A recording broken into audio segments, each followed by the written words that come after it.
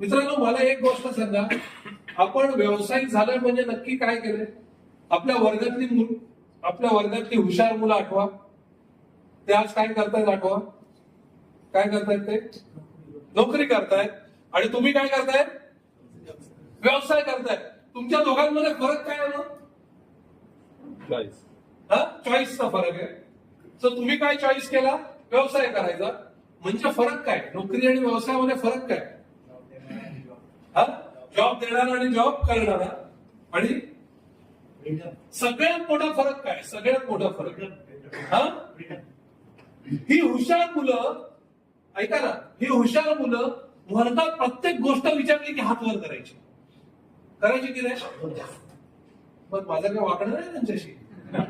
तुम्हाला असं वाटेल असं का बोलतोय, मी पण द्यायचो अशी उत्तर वगैरे. पण हे कायम नोकरीच करत राहिले.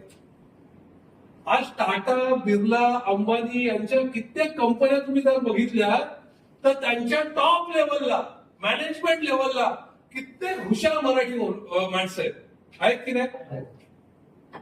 मला नेहमी हा प्रश्न पडतोय, एवढा हुशार माणूस आहे, हा टाटाला का मोठा करतोय, हा बिर्लाला का मोठा करतोय? काय वाटतं तुम्हाला, काय कारण असेल? आउट ऑफ बॉक्स गेले नाही का? म्हणजे